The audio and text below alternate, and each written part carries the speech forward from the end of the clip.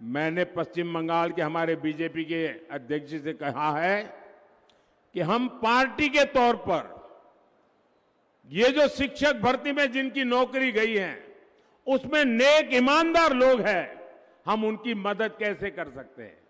मैंने बंगाल बीजेपी से कहा है कि प्रदेश स्तर पर एक लीगल सेल और एक सोशल मीडिया प्लेटफॉर्म बनाया जाए। इससे उन लाभार्थियों को मदद होगी जो डॉक्यूमेंट्स सही होने के बाद भी इस घोटाले के शिकार हुए हैं। बीजेपी ऐसे अभ्यर्थियों को कानूनी सहायता भी देगी और उन्हें न्याय दिलाने के लिए पूरी ताकत से काम करेगी। हम ईमानदार के साथ खड़े रहेंगे और मेरा बंगाल यूनिट भले चुनाव चलता रहे लेकिन ये काम करेगा और जिन शिक्षक ईमानदार शिक्षक जिन्होंने भ्रष्ट किया है वो सजा भुगतेंगे। लेकिन बहुत ईमानदार लोग हैं जिनके पास सच्ची डिग्री है, इन दिनों वो भी फंस गए हैं। जो सच्चे लोग हैं उनको न्याय के लिए हमारा पश्चिम बंगाल काम करेगा, ये मोदी की गारंटी है। टीएमसी के तोलेबाजों की मनमानी नहीं चलने दी जाएगी। टीएमसी तोलाबाजी चलते देबो ना। हो गई है। बंगाल में हिंदुओं के साथ क्या हो रहा है?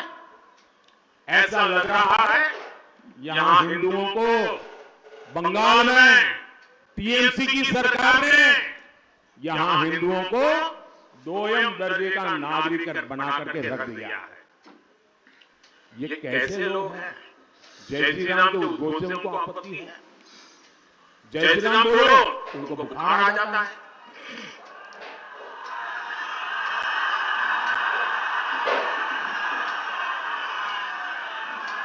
इनको राम मंदिर के निर्माण से आपत्ति है।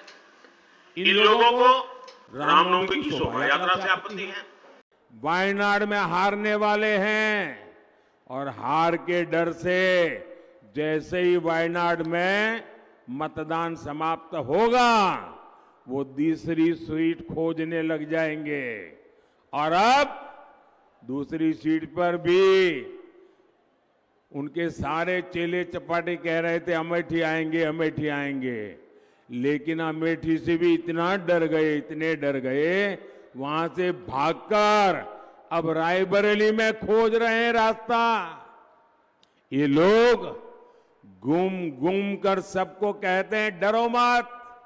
मैं भी आज उन्हें कहता हूं और बड़े जी भर के कहता हूं, अरे डरो मत, भागो मत। और आज मैं एक और बात कहूंगा, कांग्रेस इस बार पहले से भी कम सीटों पर सिमटने जा रही है। वो पहले से कम सीटें लड़ रहे हैं तो अपने आप भी कम जाना थल है। अब देश भी समझ रहा है कि ये लोग चुनाव जीतने के लिए चुनाव नहीं लड़ रहे हैं, ये सिर्फ और सिर्फ देश को बांटने के लिए चुनाव के मैदान का उपयोग कर रहे हैं। भाई और बहनों, इंडी गठबंधन सिर्फ एक वोट बैंक के लिए समर्पित है, जबकि हम सबका साथ सबका विकास के मंत्र पर काम करने वाले लोग हैं। मोदी ने 10 साल में बंगाल के गरीबों के लिए, दलित आदिवासी पिछड़ों के लिए 38 लाख से ज्यादा पक्के घर बनाए हैं, करीब करीब आधा करोड़। मोदी आज बंगाल के 6 करोड़ जरूरतमंदों को मुफ्त राशन दे रहा है। मोदी ने बंगाल के 80 लाख से ज्यादा घरों तक नल से जल पहुंचाया है। मोदी ने बंगाल के 5 करोड़ लोगों के जनधन खाते खोले। मोदी ने पीएम सुरक्षा बीमा योजना अंतर्गत जीवन ज्योति योजना के तहत मामूली प्रीमियम पर गरीबों का बीमा किया।